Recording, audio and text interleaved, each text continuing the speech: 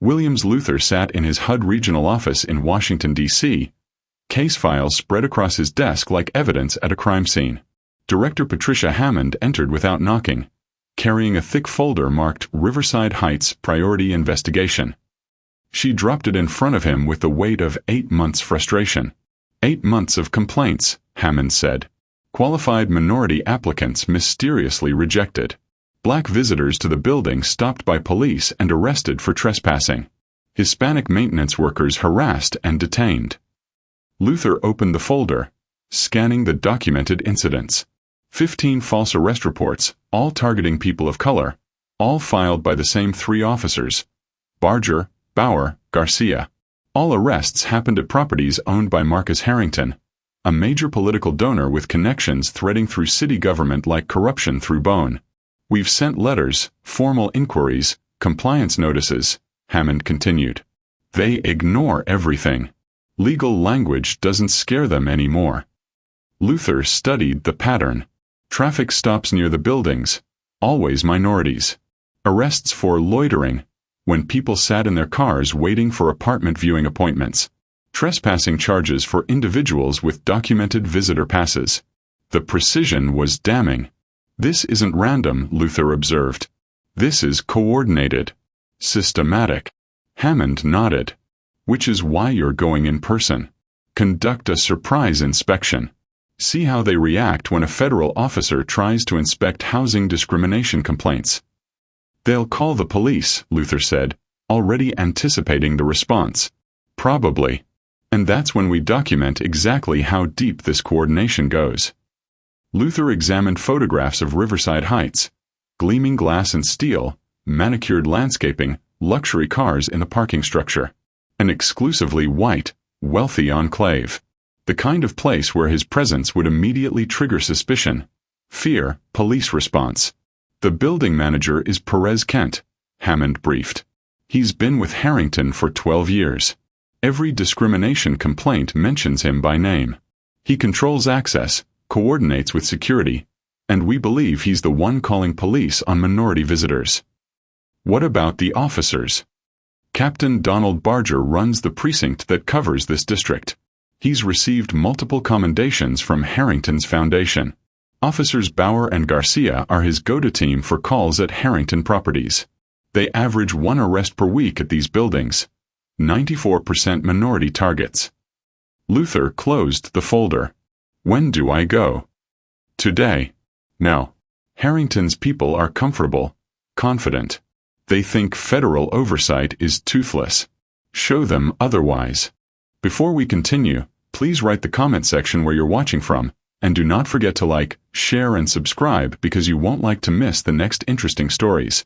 Luther stood, checking his federal credentials, the holographic seal, the embedded security features, the official HUD designation. Then he activated his concealed recording watch, a sophisticated device that looked like an ordinary timepiece but captured audio and video while transmitting location data to federal servers in real time. Protocol Fair Housing Emergency is authorized? Luther asked. Fully authorized. The moment you activate it, federal response deploys. You'll have support within 40 minutes. And if they actually verify my credentials? Call HUD. Hammond smiled slightly. Then we lose the evidence of coordination. But I don't think they will. Their pattern shows they don't verify anything when the subject is black. They assume guilt and act accordingly. Luther pocketed his credentials. Then let's test that pattern. He drove toward Riverside Heights, knowing exactly what awaited him. The building where qualified families had been turned away. Where visitors had been arrested.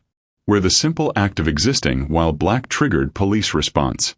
Today, a federal inspector would enter that building. And when they arrested him, not if, but when, the entire conspiracy would be documented, recorded, and prosecuted. The trap was set. Luther was the bait. And in his watch, federal systems were ready to spring. Riverside Heights rose before him, all glass and chrome, announcing exclusivity with every architectural detail. Luther parked in the visitor section, noting the security cameras tracking his vehicle from the moment he entered the lot. Being watched. Being assessed. Being judged. The lobby gleamed, marble floors, contemporary art on the walls, a massive crystal chandelier announcing wealth like a warning. The security desk commanded the entrance, positioned to screen everyone who approached the elevators. Luther walked directly to the desk, credentials already in hand. The security guard, young, white, nervous, looked up from his computer. His eyes widened slightly at Luther's approach. The reaction Luther had seen 1,000 times. Surprise, suspicion, fear. "Good afternoon," Luther said professionally. "Williams Luther, Department of Housing and Urban Development. I'm here to conduct an inspection of Unit 4B regarding housing discrimination complaints filed with our office." He presented his federal credentials. The guard took them, examining them with clear uncertainty. His fingers traced the holographic seal, but Luther could see he had no training in identifying federal identification. Didn't matter. The guard's instructions were already clear. "I'll need to call management, sir." "That's fine. Federal law requires you to provide access for official HUD inspections under the Fair Housing Act, but you can notify management as a courtesy." The guard picked up his phone, eyes never leaving Luther. The conversation was brief, whispered. Luther observed the building's camera system, the access control panel, the elevator banks. Every detail documented in his memory. Minutes passed. The guard made another call, this time more animated. Luther heard fragments. "Says he's federal. Wants to inspect. I don't know, he has ID, but..." Through the glass entrance doors, Luther noticed a black and white police cruiser pulling into the circular drive. No lights, no urgency. This was planned, expected, routine. The machine already in motion. "Sir, management is asking you to schedule an appointment for the inspection." "This is an unannounced compliance inspection," Luther replied calmly. "Appointments aren't required under federal housing law. I need access to Unit 4B to investigate documented complaints of discriminatory rental practices." "I understand, sir, but our policy requires." The lobby doors opened. Officers Bauer and Garcia entered first, hands already positioned near their duty belts, eyes scanning Luther with practiced assessment. Captain Barger followed, his stride confident, his expression already dismissive. They'd done this before. "We received a call about a trespasser refusing to leave the premises," Barger announced, not bothering with preliminaries. Luther turned to face them, movements deliberate and non-threatening. "I'm a federal housing inspector conducting an official investigation. Here are my credentials." He extended the federal ID. Barger glanced at it for perhaps 2 seconds, then looked back at Luther's face. Didn't matter what the ID said. Didn't matter what authority it represented. Luther was black in a white building. That was all the evidence Barger needed. "Sir, you need to leave this building immediately." "Captain, I have federal authority to inspect this property under Title 8 of the Civil Rights Act of 1968, specifically regarding complaints of..." "Turn around and place your hands behind your back," Bauer interrupted, already moving behind Luther. Luther's fingers discreetly activated the recording function on his watch. The device vibrated once. Confirmation. Everything from this moment forward would be documented. "I'm complying with your instruction," Luther said clearly, turning and placing his hands behind his back. "But I want to note for the record that I've identified myself as a federal officer conducting official duties under the Fair Housing Act." The first handcuff clicked shut, too tight, metal biting into his wrist. Bauer's grip was unnecessarily forceful, twisting Luther's arm higher than required. Pain sharp and deliberate. "These credentials are forgeries," Garcia announced, picking up Luther's ID from the security desk without examining it closely. "They're authentic federal identification issued by the Department of Housing and Urban Development," Luther stated clearly, knowing his watch was recording every word. "You can verify them by calling HUD's credential verification line. The number is on the back of the ID." "Or," Barger stepped closer, his voice low and threatening, "you're impersonating a federal officer, which is a felony. That's what this looks like to me." The second handcuff snapped shut. Bauer tightened both, deliberately excessive. Luther felt the metal cutting into his skin but kept his expression neutral. Show nothing. Give them nothing. Officer Bauer, badge number 4-7-8-2, Luther said for the recording. The handcuffs are excessively tight and causing injury. I'm requesting you loosen them to standard restraint protocol. I'll determine what's standard, Bauer growled. Building manager Perez Kent appeared from the elevator bank, his expensive suit and practiced concern perfectly calibrated. He'd clearly been watching from somewhere in the building, waiting for the police to arrive before making his appearance. The coordination was flawless. Officers, thank you for responding so quickly, Kent said, addressing only Barger. This individual forced his way past security, claimed to be some kind of federal inspector.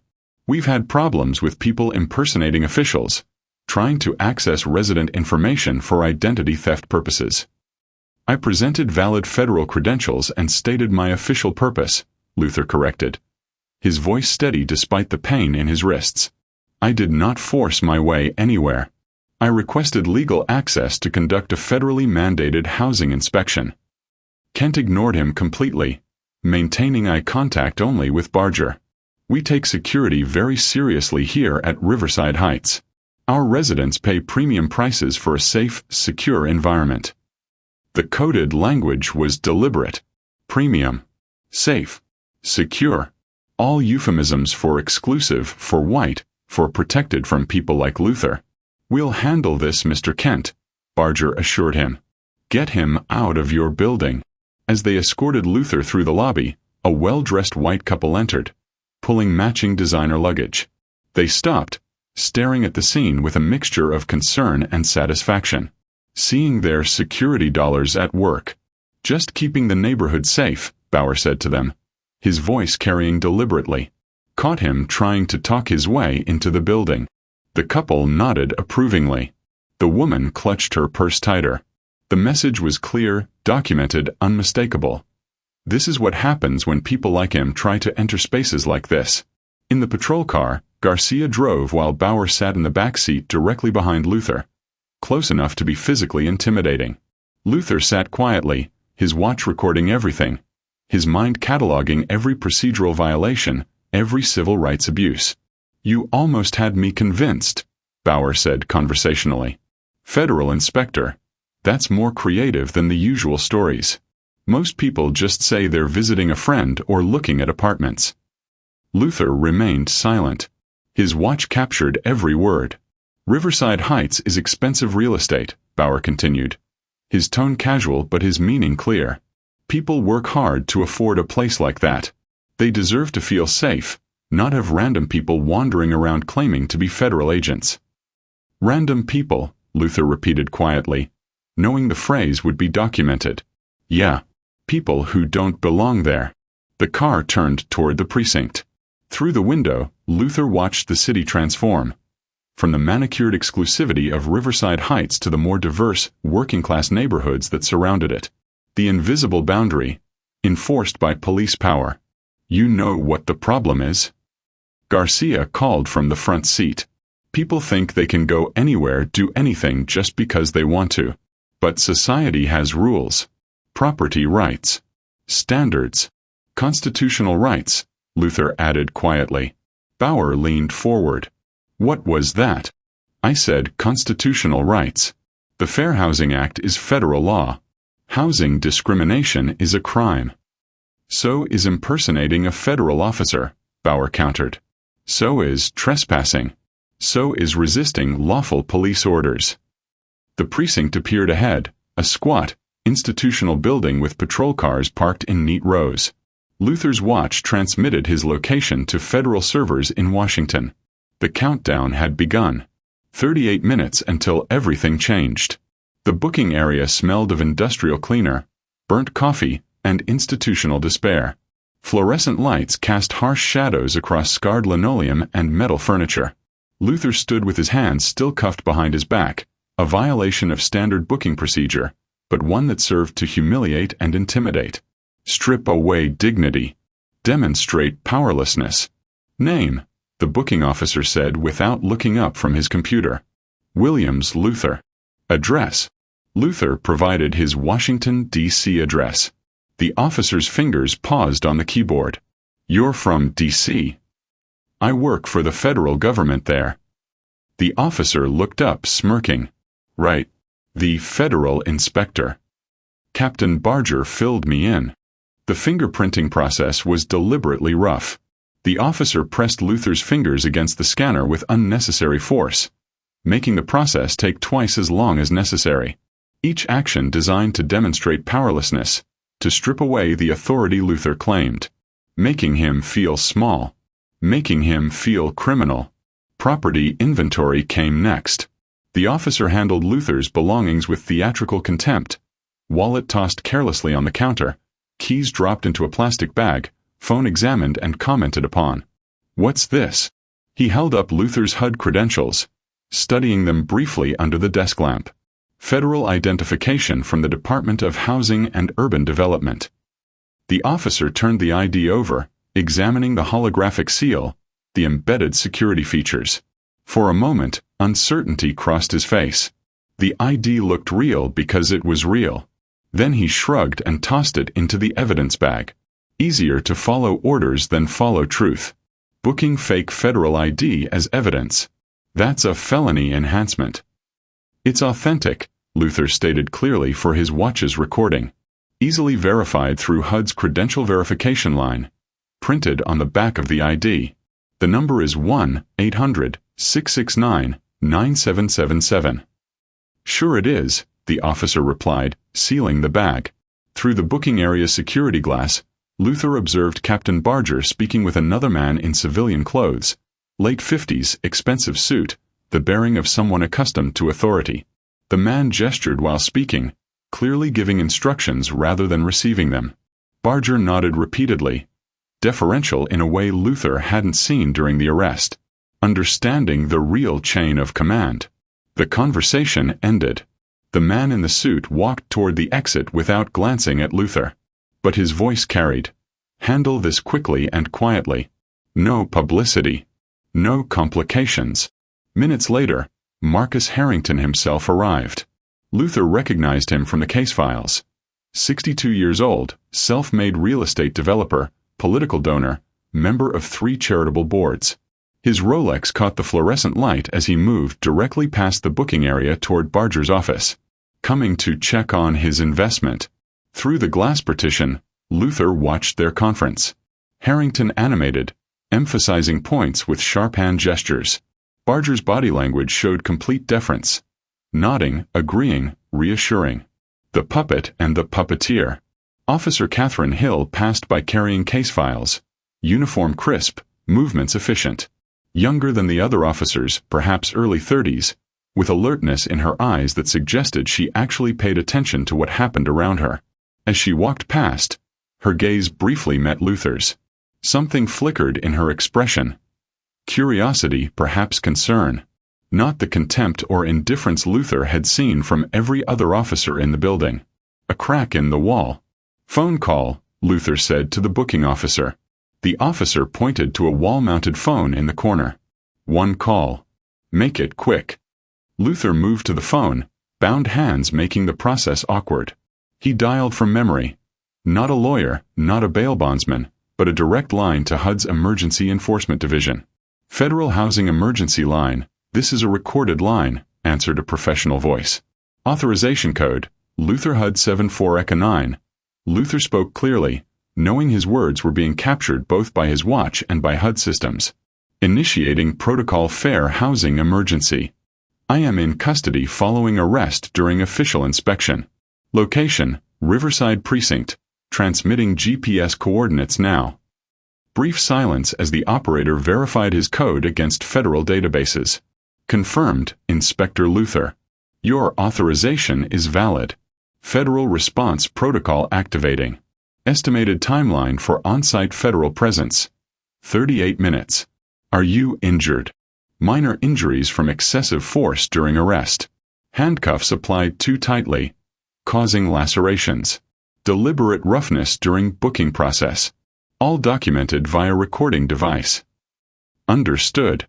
Federal medical evaluation will be provided upon arrival. Do you require emergency extraction? Negative.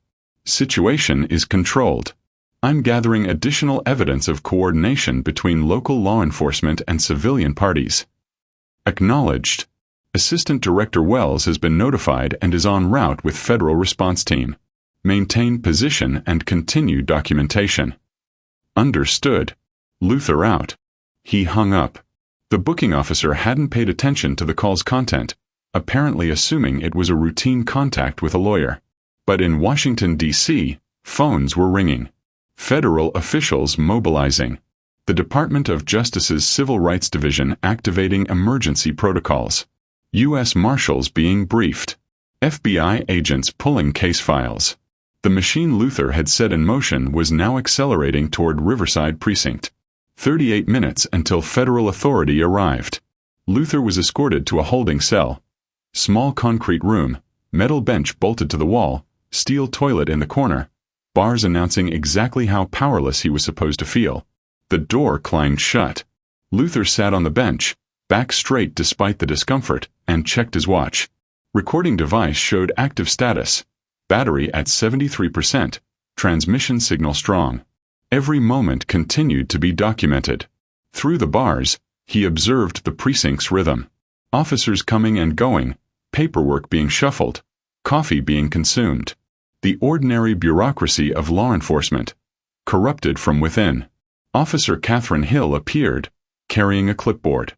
She stopped at his cell, studying him with open curiosity.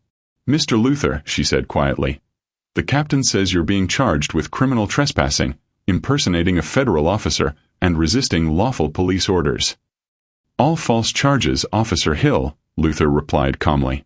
"I presented authentic federal credentials and attempted to conduct a legal housing inspection. The arrest was unlawful, and I did not resist at any point." Hill glanced around, ensuring no other officers were within earshot. "Your ID looked official. The security features were consistent with federal identification I've seen before." "Because it is federal identification. I am a federal housing inspector. This arrest is part of a coordinated effort to obstruct a housing discrimination investigation." Hill's expression shifted, the moment when an honest officer realizes she's caught in a corrupt system. "I should verify your credentials," she said, more to herself than to Luther. "You should. HUD's verification line is printed on the ID. It takes 3 minutes." The captain said. "The captain knows exactly who I am," Luther interrupted gently. "That's why he arrested me." Hill absorbed this, conflict visible in her eyes. Then she straightened, professional mask returning. "I'll see what I can do." She walked away, but Luther had seen the doubt, the ethical conflict. Officer Catherine Hill was the crack in the system. The one honest cop who might actually verify credentials, follow procedures, demand accountability. Which meant she was about to be silenced. The interrogation room was designed for psychological pressure. Temperature set uncomfortably cold, lighting harsh and unforgiving, metal furniture bolted to the floor to prevent any sense of control. Luther sat with his hands still cuffed in front of him now, wrists showing red marks where the metal had bitten into his skin. Pain as policy. Discomfort as strategy. His watch continued recording. Captain Barger entered with Officer Garcia, carrying a thin folder that Luther suspected contained very little actual evidence. This wasn't about building a legal case. This was about intimidation. About breaking will. About enforcing hierarchy. "Comfortable?" Barger asked, settling into the chair across from Luther. "I've requested legal counsel and verification of my federal credentials," Luther responded evenly. "I'm invoking my Fifth Amendment right to remain silent until both are provided." Barger ignored this completely. "See, Williams. Can I call you Williams? We have ourselves a situation here. You entered private property, refused to leave when asked by security, then provided false identification to law enforcement officers. I provided authentic federal credentials and stated my official purpose under federal housing law. Everything I did was legal and within my authority." Garcia leaned against the wall, arms crossed. "The Fair Housing Act.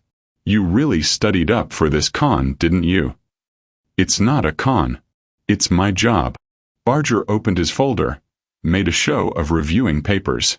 theater, performance. Says here you're from Washington, D.C. That's a long way from home. What brings you all the way out here to our city? I've invoked my right to counsel. I won't be answering questions until— We're just having a conversation, Barger interrupted smoothly. Getting to know each other. Now you claim to work for HUD.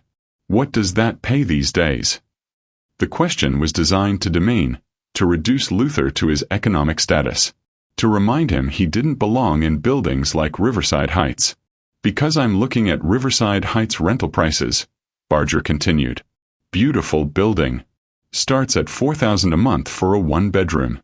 That's got to be, what, your entire monthly salary. Assuming you actually work for the government, which we both know you don't. Which he doesn't, Garcia echoed. The chorus of dismissal. Through the one-way mirror, Luther sensed observers. Harrington certainly. Probably the police chief. Others with vested interest in how this interrogation proceeded. Watching their investment. Protecting their scheme. Here's what I think happened. Barger leaned forward, voice taking on a confidential tone. You heard about Riverside Heights. Exclusive building, successful neighborhood. Quality residence. Thought you'd try your luck, maybe talk your way into an apartment you can't afford. When security didn't fall for your story, you doubled down with the fake federal ID. That's an interesting theory, Luther said calmly. Completely false, but interesting. Or, Barger's voice hardened, you're one of those fair housing activists. The kind who create problems where none exist. Make accusations, file complaints, try to force their way into places where they're not wanted. Now the real agenda emerged. The truth beneath the pretense.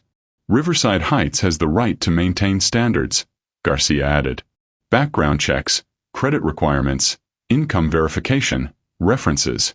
That's not discrimination, that's good business practice. I agree completely, Luther replied. Legal tenant screening is protected under fair housing law. What's not legal is using police power to exclude qualified applicants based on race. What's not legal is arresting federal inspectors who try to investigate discrimination complaints. The temperature in the room seemed to drop. Barger's casual demeanor vanished. That's a serious accusation. It's a documented pattern. 8 months of complaints. 15 false arrests. All minorities. All at properties owned by Marcus Harrington. All processed by you and your officers. Garcia pushed off the wall. Captain, he's fishing. Trying to provoke us into— Into what? Luther interrupted. Into admitting you coordinate with Harrington to exclude minorities from his properties? Into acknowledging that you use trespassing arrests as a tool of housing discrimination.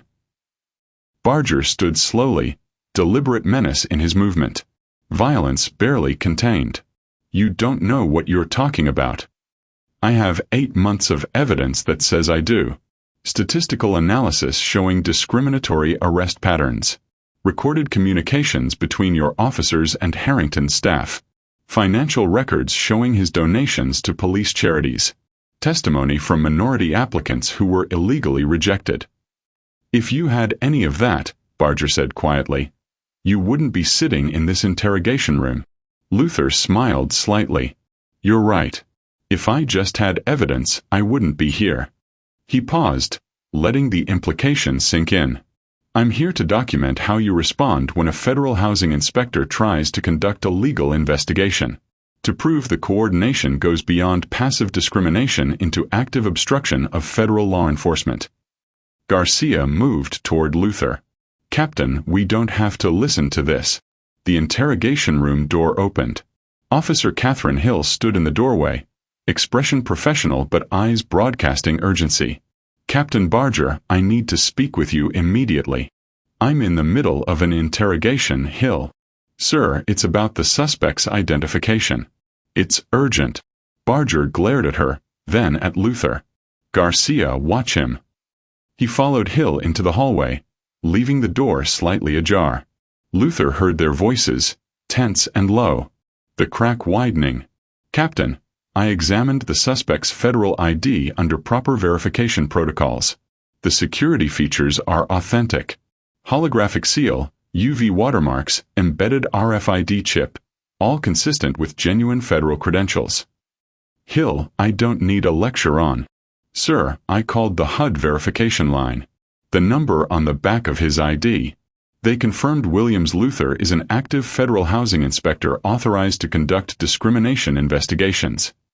Silence. The sound of a conspiracy unraveling.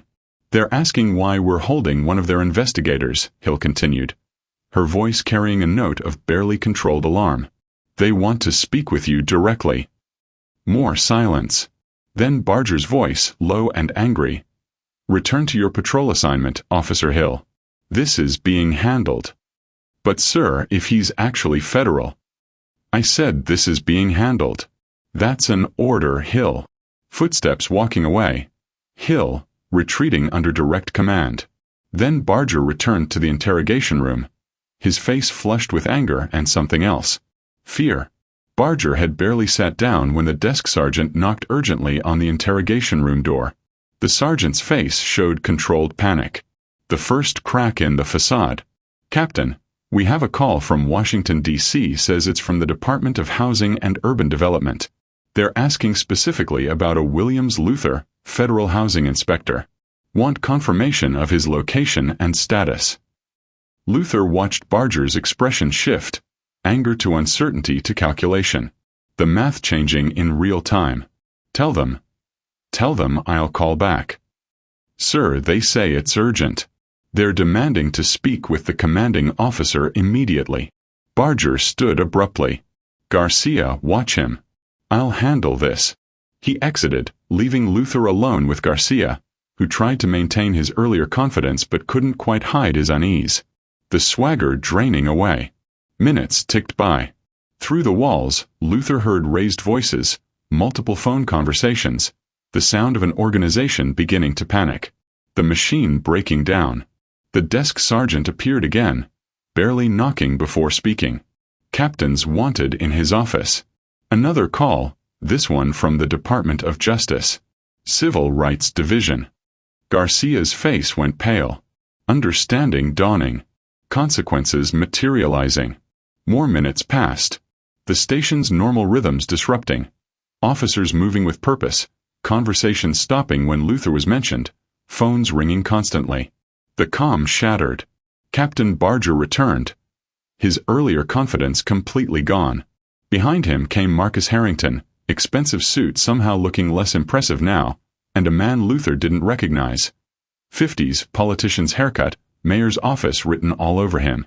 Mr. Luther, Barger's voice was controlled but tight. There appears to have been a misunderstanding about your identification. There's been no misunderstanding, Captain. I presented valid federal credentials. You chose not to verify them. Harrington stepped forward, political smile in place. Damage control mode. I'm Marcus Harrington. I own Riverside Heights. If you're genuinely a federal inspector, of course we want to cooperate fully with any investigation. This whole situation has been an unfortunate error. An error that involved false arrest, excessive force, denial of my rights, and obstruction of a federal investigation, Luther replied calmly. The politician intervened. I'm Deputy Mayor Carlson. I'm sure we can resolve this situation without escalating to federal involvement. Simple miscommunication, perhaps some retraining for the officers involved.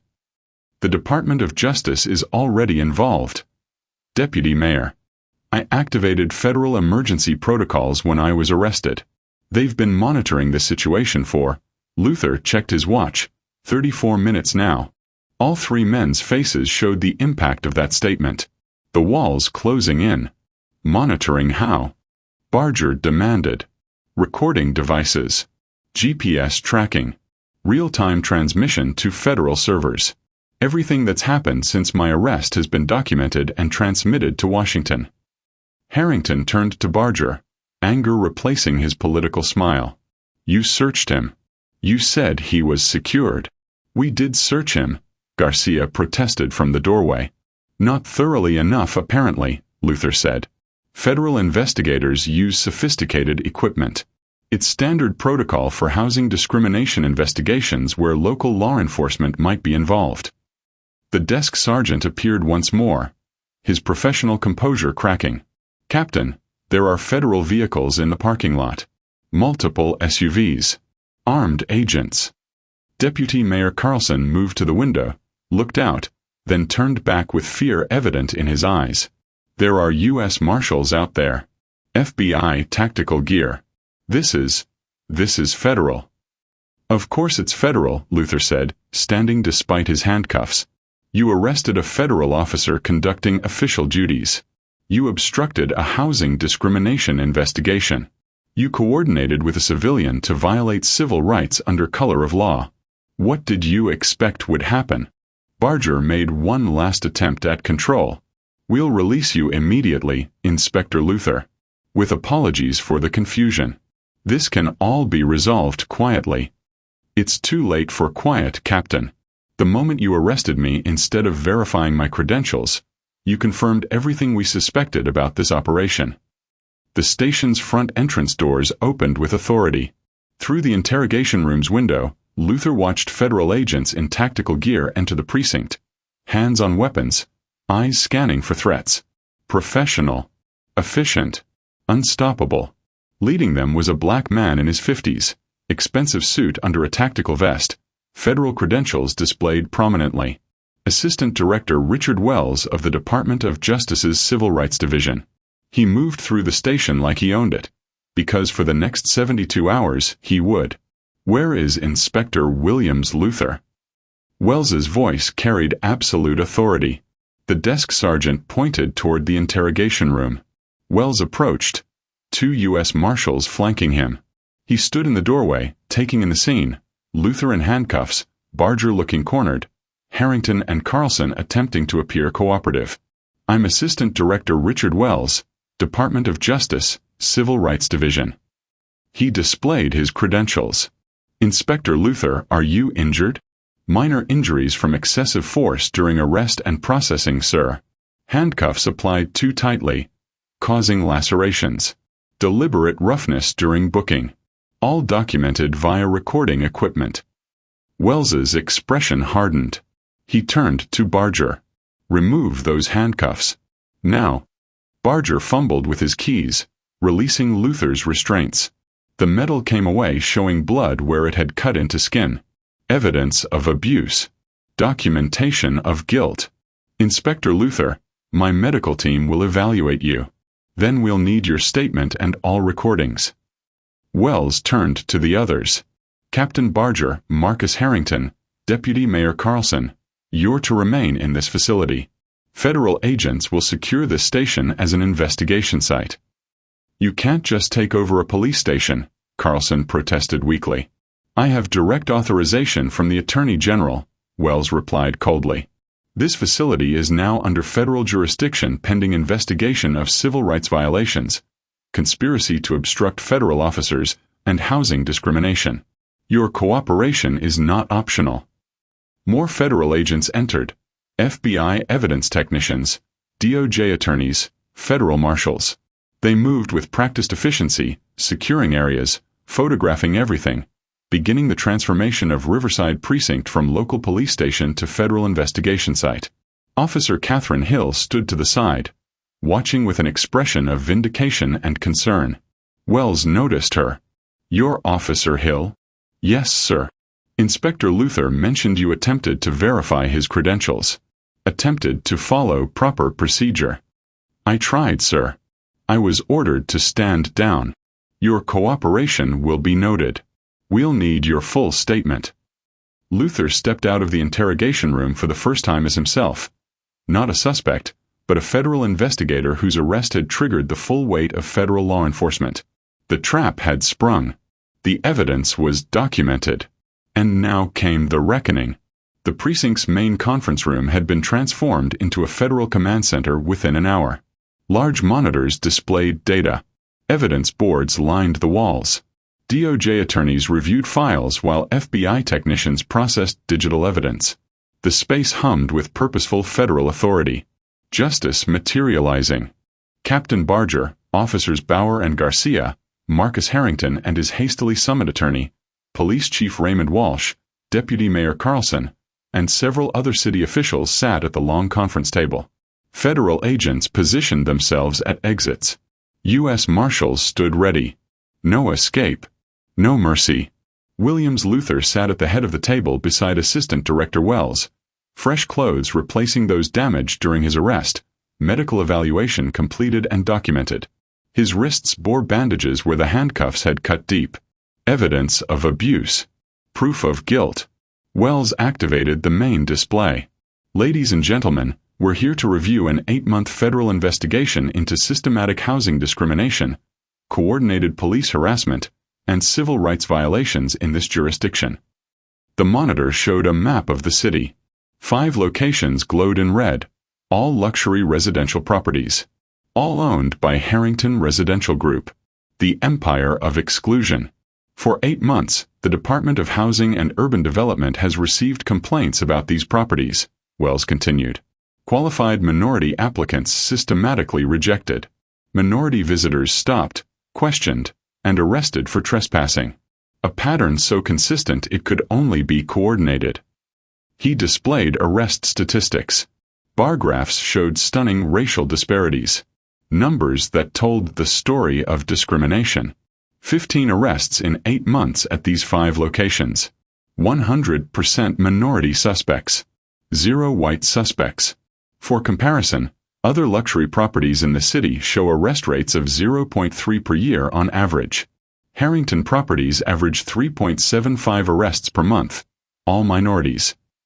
Harrington's attorney spoke up. Statistical anomalies don't prove discrimination. If there were legitimate security concerns. Let's examine those concerns, Wells interrupted. He activated video footage. The screen showed Officer Garcia speaking with security staff at one of Harrington's buildings. The timestamp showed this was from 4 months ago, long before Luther's arrest. Garcia's voice came through clearly. Any minorities trying to view apartments today?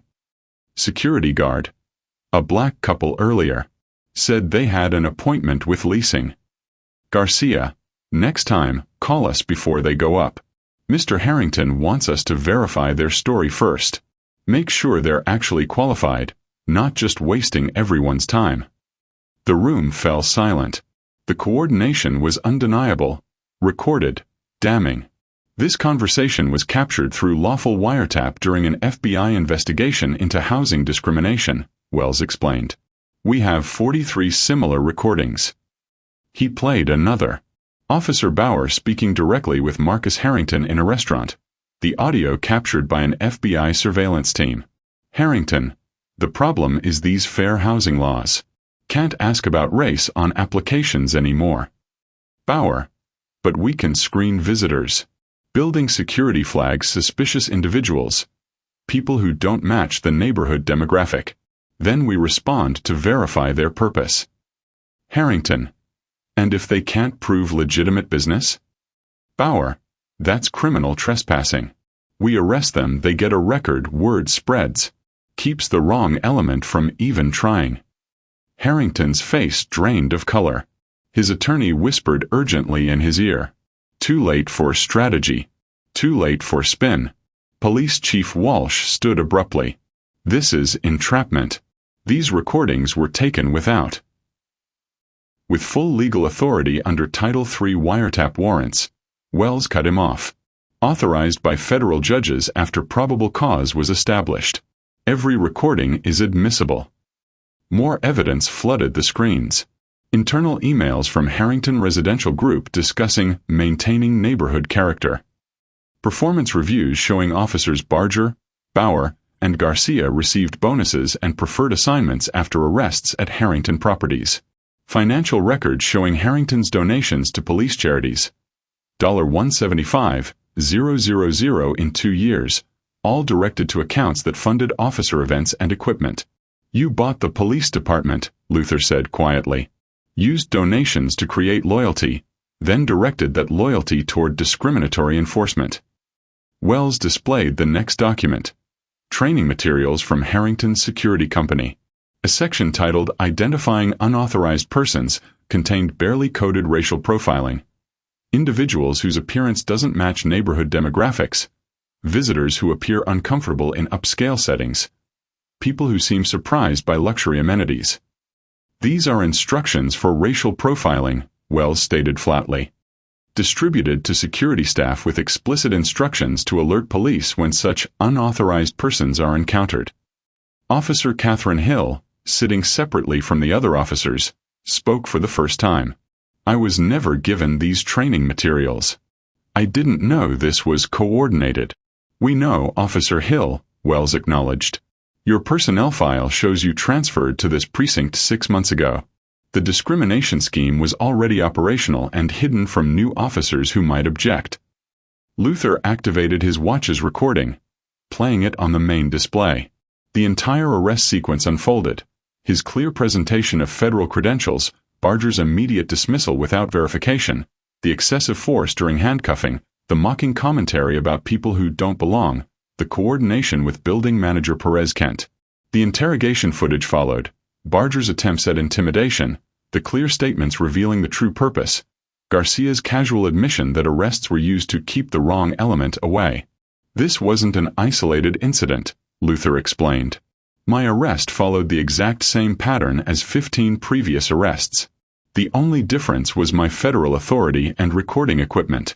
Everything that happened to me has happened to ordinary citizens who lacked the resources to fight back.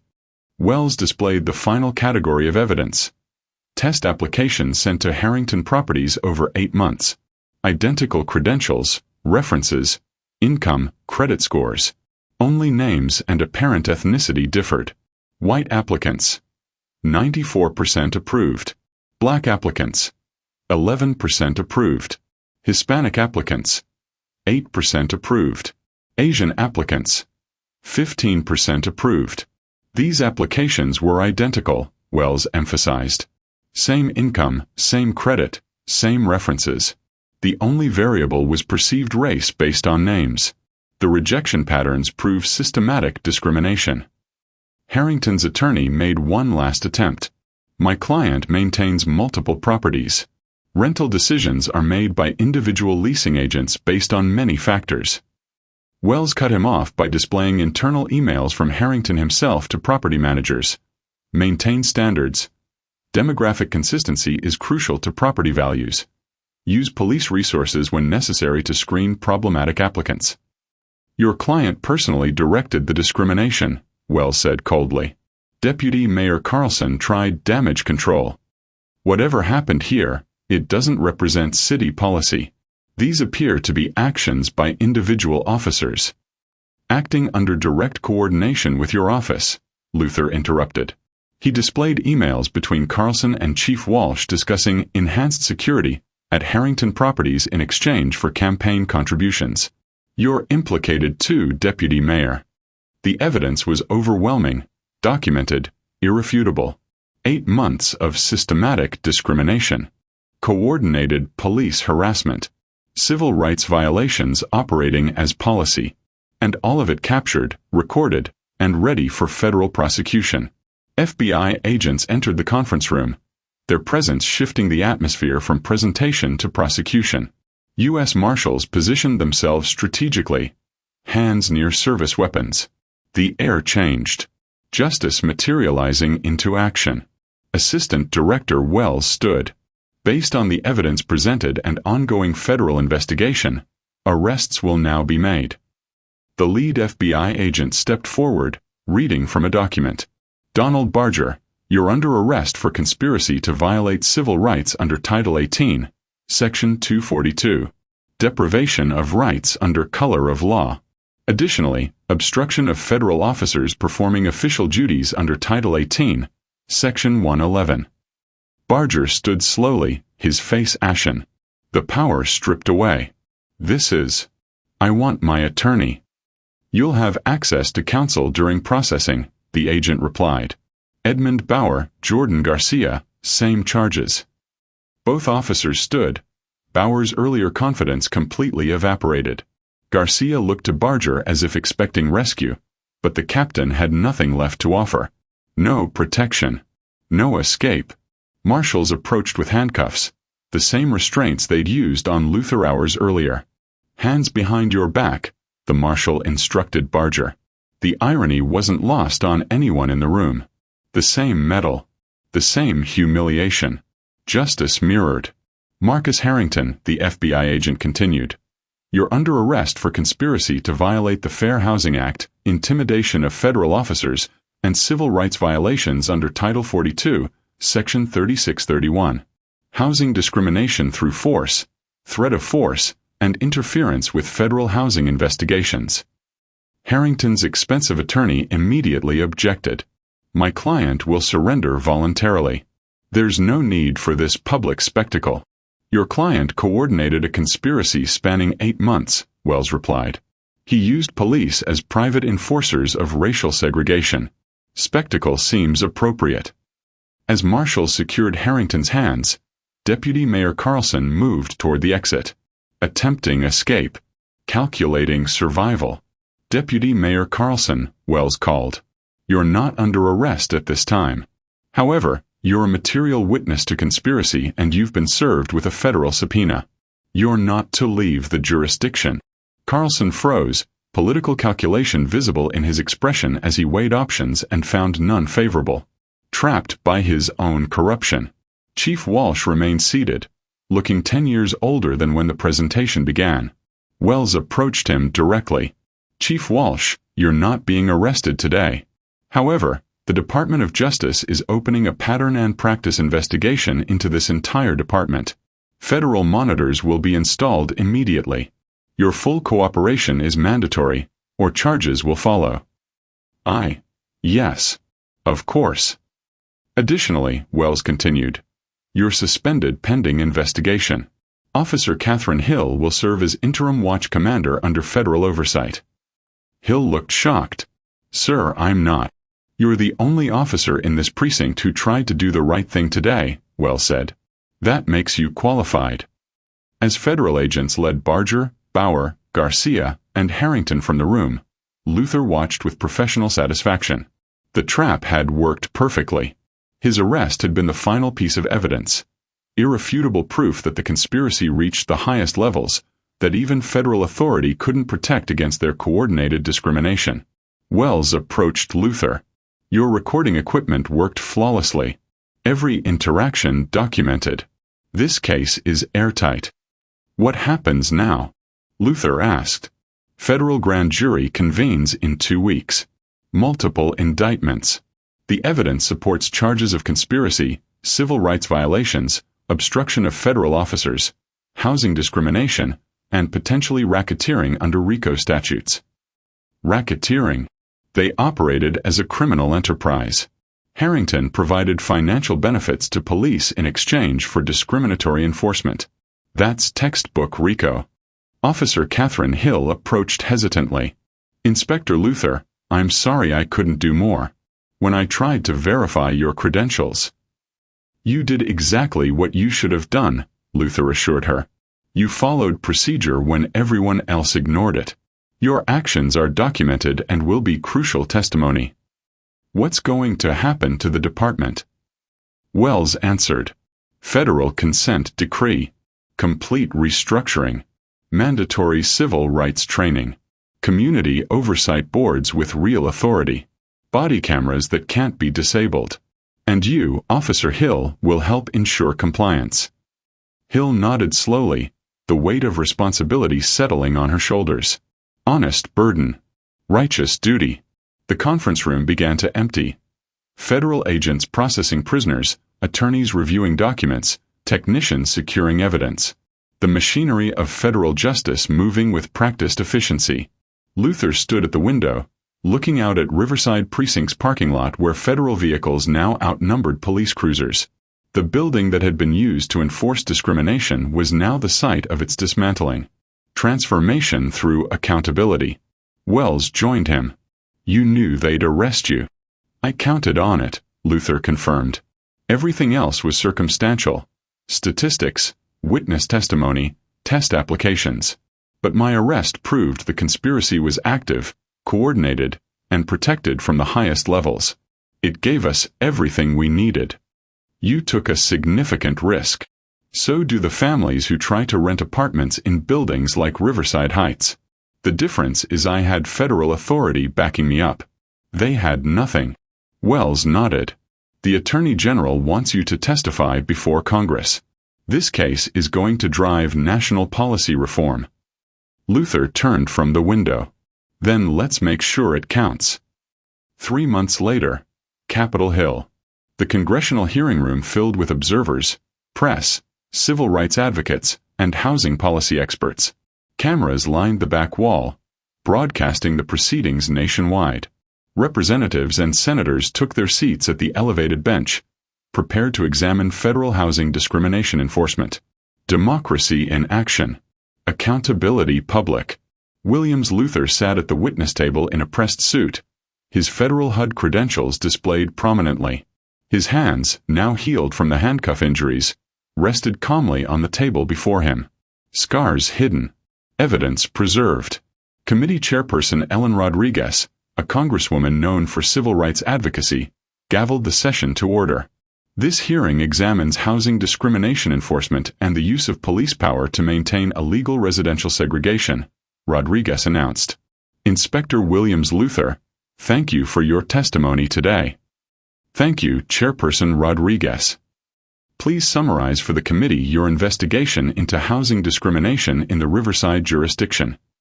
Luther adjusted his microphone.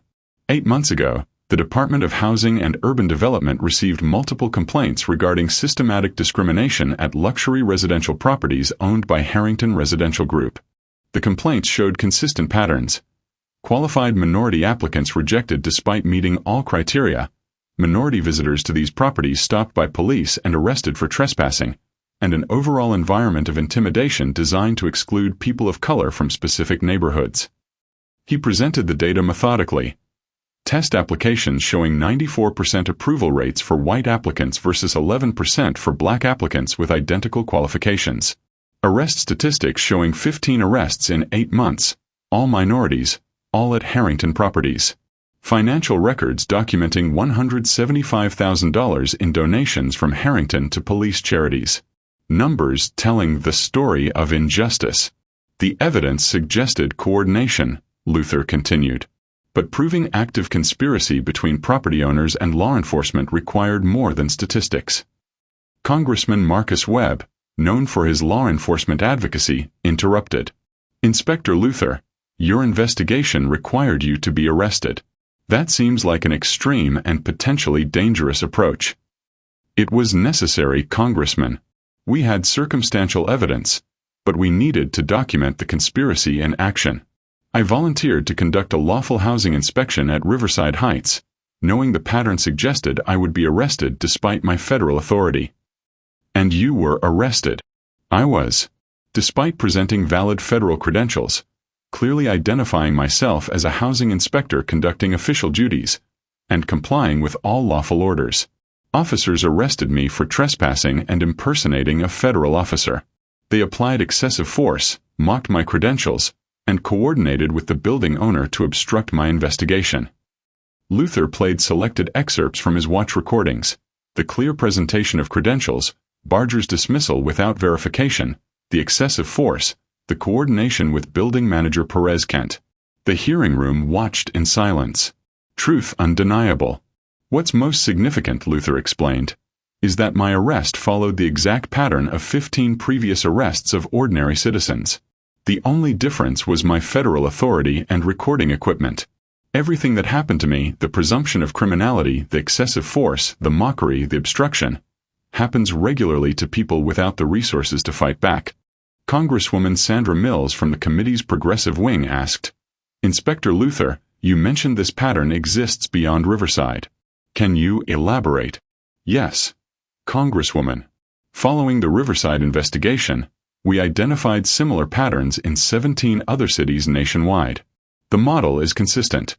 Luxury property owners coordinate with local law enforcement to exclude minorities through trespassing arrests, excessive police presence, and intimidation. It's modern residential segregation enforced through abuse of police authority. He displayed a national map showing cities with documented patterns, red dots clustered in major metropolitan areas.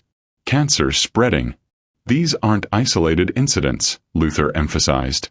This is systematic, coordinated, and protected by local political structures that benefit from segregated housing patterns. Congressman David Park asked about the investigation's outcomes. What happened to the individuals involved in the Riverside conspiracy? Captain Donald Barger received a 5-year federal sentence for civil rights conspiracy and obstruction of federal officers. Officers Edmund Bauer and Jordan Garcia received 3- and 4-year sentences respectively. Marcus Harrington received 7 years for housing discrimination conspiracy and intimidation of federal officers. All have been permanently barred from law enforcement or property management. And the Riverside Police Department? Under federal consent decree requiring complete restructuring, mandatory civil rights training, community oversight boards, body cameras that cannot be disabled, and regular federal audits of arrest patterns. Officer Catherine Hill, who attempted to verify my credentials despite orders from her superiors, now serves as interim chief under federal oversight. The questioning continued for 2 hours. Detailed examination of the evidence, the investigation methodology, the legal framework supporting federal intervention in local housing practices. Finally, Chairperson Rodriguez asked, Inspector Luther, what recommendations do you have for preventing similar abuses nationwide? Luther leaned forward. First, mandatory federal reporting of arrest demographics at specific addresses. When one property has arrest rates 20 times higher than comparable properties and 100% minority suspects, that's a red flag requiring investigation. Second, severe criminal penalties for property owners who coordinate with police to violate fair housing laws. This can't be treated as a civil matter when it involves police power. Third, protection for federal housing inspectors. Arresting a federal officer conducting lawful duties should carry automatic federal prosecution and serious prison time. Fourth, increased funding for fair housing testing and enforcement. We caught Riverside because we had resources for an 8-month investigation. Most discrimination goes unchallenged because victims lack resources. Finally, and most importantly, Luther concluded, we must recognize that housing discrimination isn't just about property. It's about citizenship. When people are excluded from neighborhoods through police harassment, we're creating modern sundown towns. That violates everything America claims to stand for. The hearing room erupted in applause, quickly gavelled down by Rodriguez, but the sentiment was clear. Change demanded. Justice required. As the hearing concluded, Rodriguez made an announcement. Based on this investigation and Inspector Luther's testimony, this committee will be introducing the Fair Housing Integrity Act. This legislation will establish federal standards for police conduct regarding housing matters, mandatory reporting of arrest demographics, severe penalties for coordination between property owners and police to discriminate, and increased funding for fair housing enforcement nationwide. The legislation had bipartisan support. Housing discrimination proven beyond doubt, police abuse documented, the conspiracy undeniable.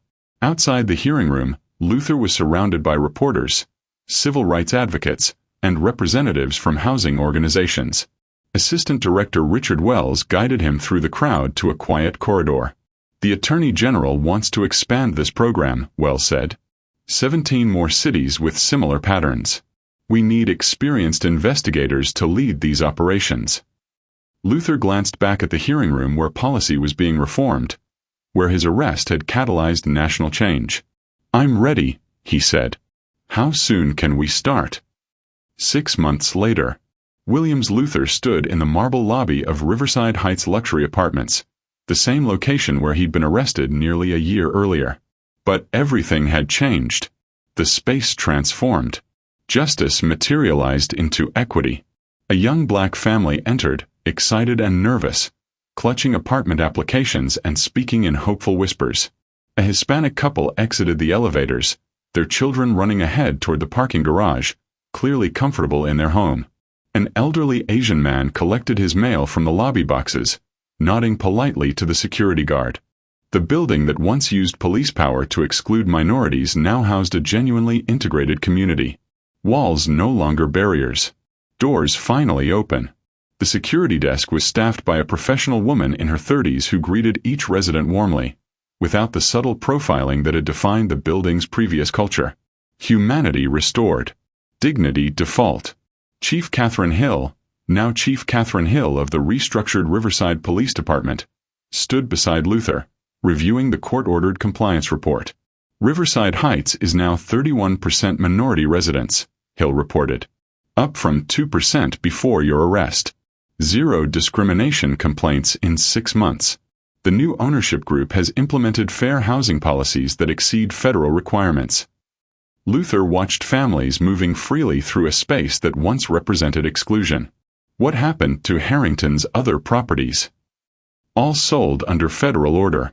Harrington Residential Group was dissolved.